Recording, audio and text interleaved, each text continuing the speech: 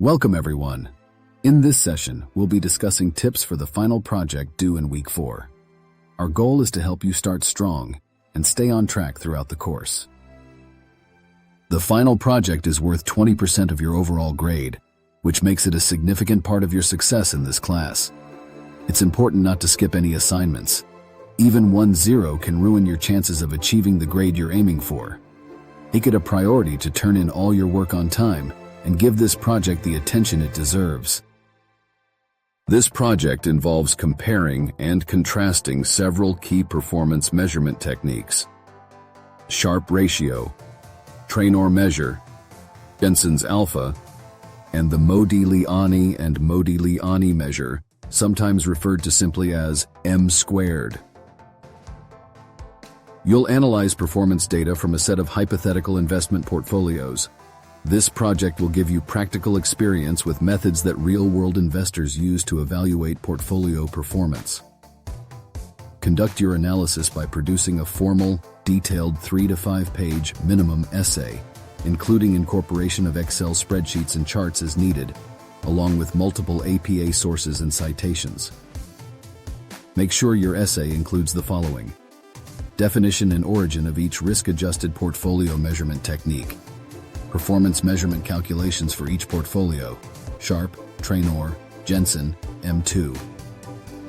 Rank each portfolio in order of preference for each measurement technique. Discuss why different portfolio measurements may lead to a different ranking. The Sharpe ratio is a tool used to evaluate the relationship between risk and return in an investment. This ratio compares the excess return of a portfolio beyond the risk-free rate to its level of risk or volatility. This ratio helps determine whether higher returns are due to investing skill or simply increased volatility.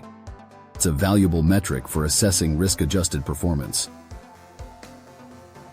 Ever since its inception by William Sharpe in 1966, the Sharpe ratio has remained a widely utilized metric in finance for assessing risk and return, owing to its ease of use. Professor Sharpe's contributions to the field, including his development of the capital asset pricing model, CAPM, were recognized with a Nobel Memorial Prize in Economic Sciences in 1990.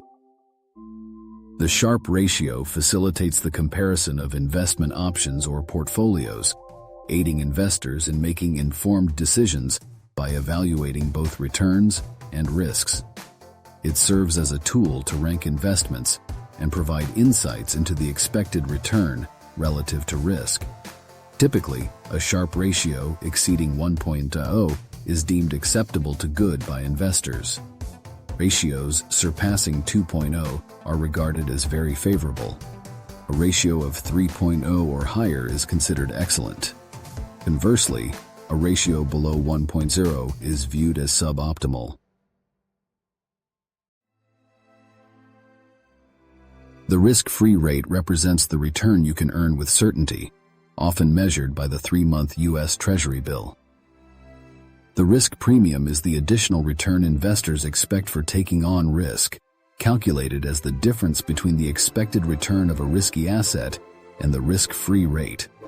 This excess return is a core component of the Sharpe ratio. The Sharpe ratio formula. The formula for the Sharpe ratio is straightforward. It's the portfolio risk premium divided by the standard deviation. The numerator captures excess returns over a benchmark, such as the risk-free rate, and the denominator measures volatility.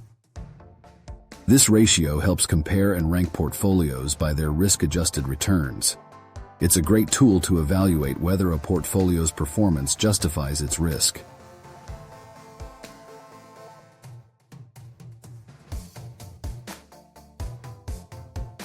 Definition: risk aversion refers to an investor's reluctance or inability to accept risk. It varies by individual and can change over time. Investors are compensated for risk through the risk premium. The price of risk is determined by the ratio of the risk premium to variance, which is the square of standard deviation.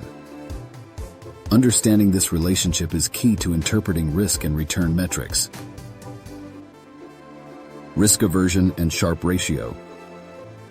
The denominator of the Sharpe ratio, the standard deviation of the investment's excess return, is a measure of total risk.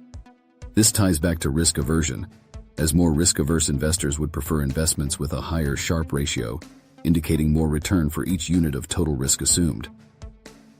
Behavioral implications. Behavioral finance research shows that individuals often exhibit biases that can affect their perception of risk and return. Understanding risk aversion and its implications for investment choices is essential for personal financial planning and for advising clients effectively. Sharpe ratio application. The Sharpe ratio can be applied in practice using an Excel spreadsheet. For example, the formula to calculate the ratio for portfolio A is average return, risk-free rate, divided by standard deviation. In Excel, this is calculated by taking the difference between cells B5 and B11 and then dividing that result by the value in cell C5. For this project, you should create a spreadsheet to calculate the Sharpe ratios for all the portfolios in the project. This will help you compare their performance effectively. The 3-month U.S. Treasury bill is a useful proxy for the risk-free rate because the market considers there to be virtually no chance of the U.S. government defaulting on its obligations. Before we wrap up, I want to remind you that I'm available to answer any questions you have. My contact information is on this slide and on the Meet Your Instructor page in Blackboard, so don't hesitate to reach out if anything is unclear. I encourage you to start working on your final project as soon as possible. The earlier you begin, the more confident you'll feel about completing it successfully.